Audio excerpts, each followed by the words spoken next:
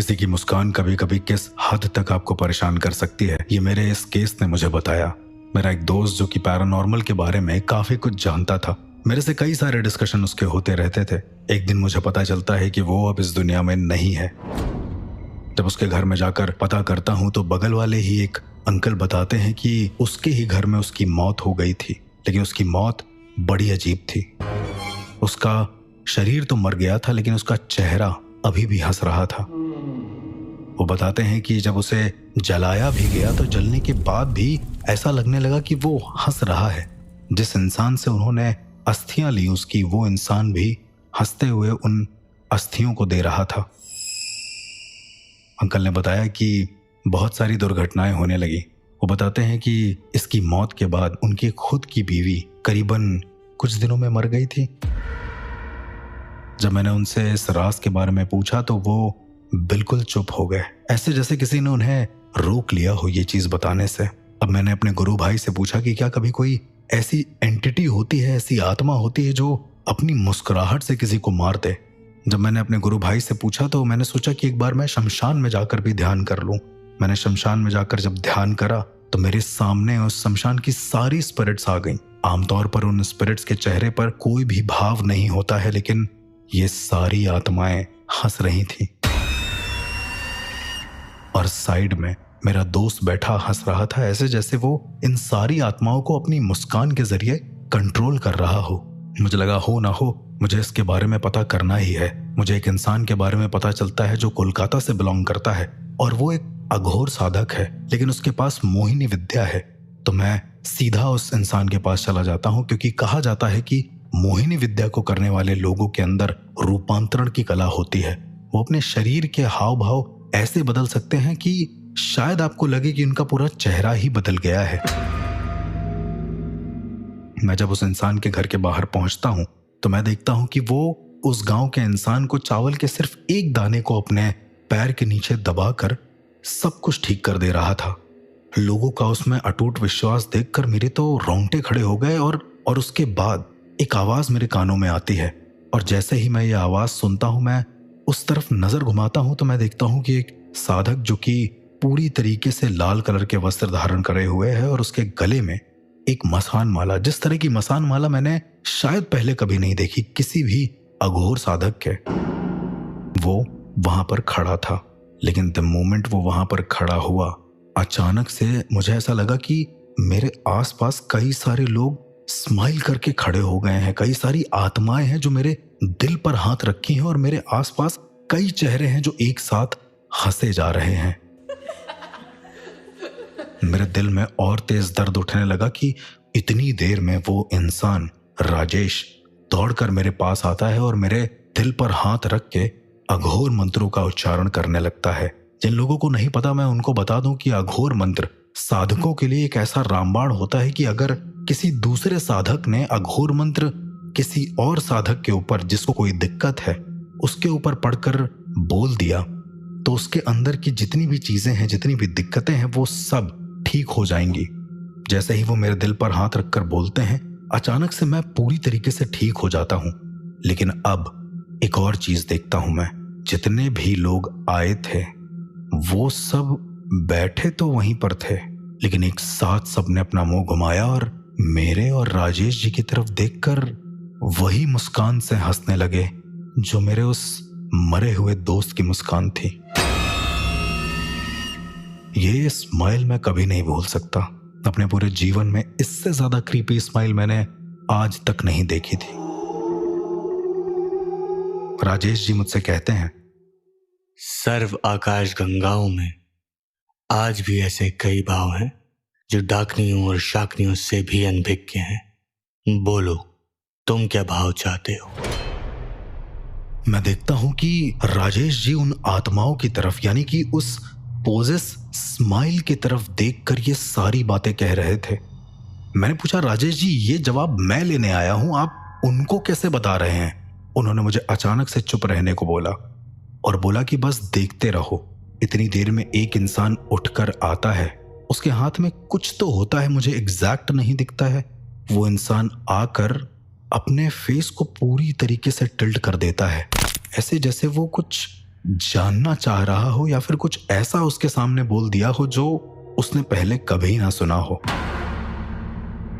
मैंने टोकते हुए जैसे ही कहा कि क्या हुआ, उतनी ही देर में सामने खड़े उस इंसान ने, जिसके चेहरे पर वो पोजेस स्माइल थी, उसने अपना गला चाकू से काट दिया।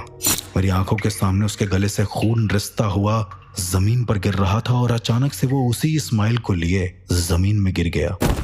वो मर तो गया था लेकिन उसके चेहरे पर अभी भी वही भाव थे। उसके मरने से किसी भी इंसान को कोई भी इम्पैक्ट नहीं पड़ रहा था। वो सब उसी हंसी के जरिए हमें देखे जा रहे थे और राजेश जी ये सब देखकर केवल मुस्कुरा रहे थे। मैंने उनसे पूछा कि इस सच से मुझे भी अवगत कराइए कि आखिर ये हो क्या रहा है। क्या ये मोहिनी विद्या का कोई पार्ट है या मेरा तो दोस्त इसी स्माइल से जुड़कर मर गया था, तो आखिर ये हो क्या रहा है। राजेश जी ने अपने ही घर से एक आईना मंगवाया। मुझे लगा कि शायद ये शीशे की दुनिया है जहां पर एक आत्मा कैद है, उससे कुछ करना चाहते हूं। वो छोटा सा आईना था। उन्होंने मुझे कहा कि ये आईना लीजिए और देखिए अपने आप को। उन्होंने बोला कि उस आईने में मैं देखूं। मैं उस आईने में कंटिन्यू देखता रहता हूं तो धीरे धीरे क्या होता है कि मेरी शक्ल बदलने लगती है। आमतौर पर ऐसा दर्पण त्राटक में होता है, लेकिन इस समय पर मैं दर्पण त्राटक को पूरी तरीके से सिद्ध कर चुका था, तो ऐसा होना मेरे लिए पॉसिबल ही नहीं था। मैं उस दर्पण के आयाम में जा ही नहीं पा रहा था जो दर्पण उन्होंने मुझे ला कर दिया था। मैं धीरे धीरे देखता हूं कि मेरी शक्ल पूरी तरीके से बदल गई है और मेरे चेहरे के ठीक पीछे एक और बड़ा चेहरा है जो मुस्कुरा रहा है। उसके पूरे शरीर पर अजीब से दाने हैं और शायद वो मेरे कंधे पर बैठा हुआ है। राजेश जी ने मुझसे कहा, अगर हमें इसका कारण जानना है तो हमें शमशान मोहिनी क्रिया करनी पड़ेगी, तभी हमें पता चलेगा कि इसका कारण क्या है। पर यह क्रिया बहुत खतरनाक है। क्या तुम तैयार हो इसे करने के लिए? जान भी जा सकती है। क्या दांव पर लगाओगे अपनी जान को? मैंने ये बात सुनी और मैंने राजेश जी को यह आश्वस्त किया कि मुझे किसी भी तरीके की कोई भी दिक्कत नहीं है। मैं इससे पहले करीबन 500 से ज्यादा केसेस सॉल्व कर चुका था। उन्हें मैंने जब ये बात बताई तो वो बहुत ज्यादा खुश हुए। राजेश जी और मैं काफी अच्छे दोस्त बन चुके थे। मैंने उनके घर में खाना खाया, उनके सामने आते हुए सारे लोगों को देखा और रात में हमें उस शमशान की क्रिया को करना था। मैंने मोहिनी विद्या के बारे में तो बहुत सुना था, लेकिन कभी भी शमशान मोहिनी क्रिया के बारे में नहीं सुना। आखिर ये क्या क्रिया है? मैंने उन राजेश जी से पूछा कि अब तो आप मेरे गुरु भाई जैसे हैं, क्या आप मुझे ये बता सकते हैं कि शमशान मोहिनी क्रिया मोहिनी विद्या से या फिर डाकिनी मोहिनी विद्या से कितनी ज्यादा भिन्न है? जो लिसनर्स है, मैं उनकी क्लैरिटी के लिए बता दूं कि डाकिनी मोहिनी विद्या एक ऐसी विद्या होती है जिनको वो औरतें करती हैं जो तंत्र में बहुत ज्यादा पारंगत होती हैं। एक समय के बाद वो अपने चेहरे को इस कदर बदल लेती हैं कि वो आपके परिजन का भी चेहरा धारण कर सकती हैं जब उनकी मर्जी चाहे तब। ये सारी की सारी जितनी भी क्रियाओं की बात हो रही है, ये सारी क्रियाएं सिर्फ और सिर्फ चेहरे के बदलने से ही जुड़ी हुई हैं। क्योंकि मुझे भाव के बारे में पता करना था, इस वजह से शायद राजेश जी के पास जो सिद्धि थी, उन्होंने उस सिद्धि को एक अलग तरीके से कन्वर्ट करके मुझे बताया कि शमशान मोहिनी क्रिया से शायद मैं इन सब बातों को जान पाऊं। मैं और राजेश जी हम दोनों शमशान घाट जाते हैं और वहां पर राजेश जी करीबन 7 आईने अपने साथ लेकर जाते हैं। मंत्रोच्चारण शुरू होता है तो अचानक से मैं क्या देखता हूं कि मेरे पास करीबन 100 से 150 आत्माएं खड़ी हुई हैं उसी शमशान में। मुझे लगा कि शायद ये शमशान की आत्माएं ही होंगी, पर शमशान की आत्माएं सामने आकर बैठ जाती हैं, ऐसे जैसे वो राजेश जी से कुछ कहना चाह रही हों। और वो सब मिलकर राजेश जी से कहती हैं कि क्या आज्ञा है स्वामी। यहां पर मेरी हालत खराब हो जाती है देखकर कि इतनी सारी आत्माएं किसी आम इंसान के अधीन कैसे हो सकती हैं। मैं देखता हूं कि मेरे पास अचानक से तभी उन अंकल का फोन आता है, जो अंकल मुझे मेरे दोस्त के घर के बगल में मिले थे। वो अंकल मुझसे कहते हैं कि बेटा तुम जितनी जल्दी हो सके यहां आ जाओ, क्योंकि यहां पर तुम्हारा दोस्त वापस आ गया है और वो घर में अजीब सी हरकतें कर रहा है। मैं जैसे ही इस पर कोई रिएक्ट करता, राजेश जी ने तुरंत मुझे रोकते हुए कहा, कोई जरूरत नहीं है, वो सिद्धि तुम्हें धोखा देने की कोशिश कर रही है। मैंने राजेश जी को बोला कि धोखा? पर धोखा कैसे हो सकता है? सिद्धि तो यहां पर कोई मौजूद ही नहीं है ना। ये एक आत्मा, ऐसी आत्मा है जो शायद अपने भाव के जरिए पोजेस कर रही है किसी को। तो यहां पर सिद्धियों के होने का क्या औचित्य है? राजेश जी ने मुझसे जो कहा वो सुनकर मेरे होश उड़ गए। राजेश जी कहते हैं, तुम्हारा दोस्त मरा नहीं है, मारा गया है, और उसे मारने वाला कोई और नहीं, उसके घर के बगल में रहने वाला वही शख्स है जो तुम्हें इस समय कॉल कर रहा है।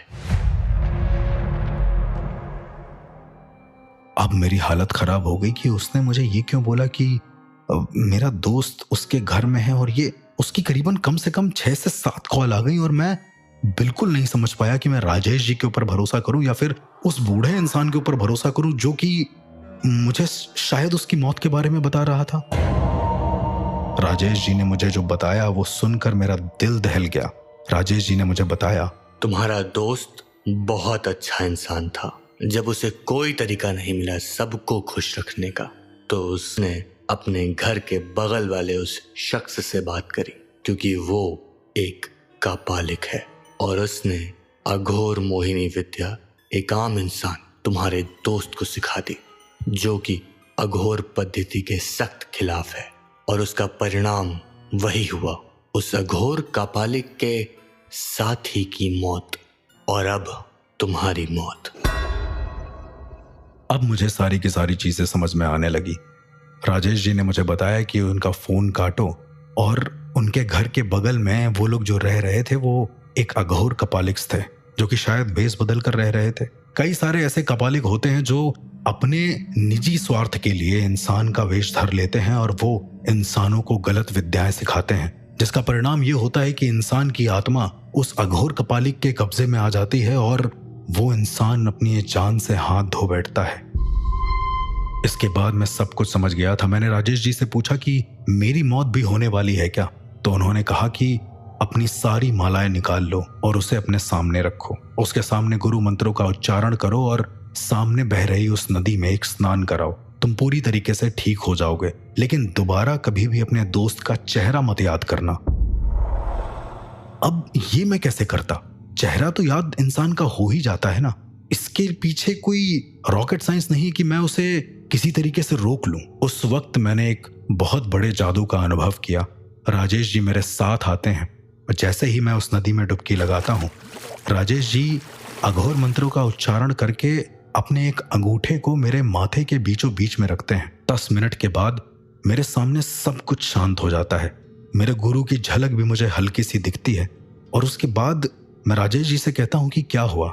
तो राजेश जी मुझसे मुस्कुरा कर कहते हैं, जरा याद करो उस मुस्कान को जो तुम्हारे दोस्त की थी। अब जरा कोशिश करो याद करने की, उसी मुस्कान को जो तुम्हारे दोस्त के चेहरे पर थी। मैंने उस मुस्कान को याद करने की कोशिश करी, पर ये क्या, मेरे दिमाग में उसकी मुस्कान क्यों नहीं आ रही थी। वो बस हंसते रहे। उन्होंने मुझे उसका रीजन भी नहीं बताया। मैं आज भी अपने दोस्त का वो चेहरा भूल चुका हूं, उसकी वो स्माइल तक भूल चुका हूं। पर उस दिन मुझे ये ज्ञात हुआ कि कभी कभी कुछ ऐसी घटनाएं या फिर कुछ ऐसी सिद्धियां बिगड़ जाती हैं कि बिगड़ने के बाद के परिणाम शायद किसी पैरानॉर्मल एक्सपर्ट को भी समझ में ना आए। जैसे कि मेरे दोस्त की मुस्कान एक अलग ही तरह की सिद्धि बन चुकी थी, एक अलग ही तरह की आत्मा बन चुकी थी। वो तो मर गया, लेकिन आज भी मुझे उस चीज का रहस्य नहीं पता कि आखिरकार उस मुस्कुराने वाली एंटिटी का नाम क्या था।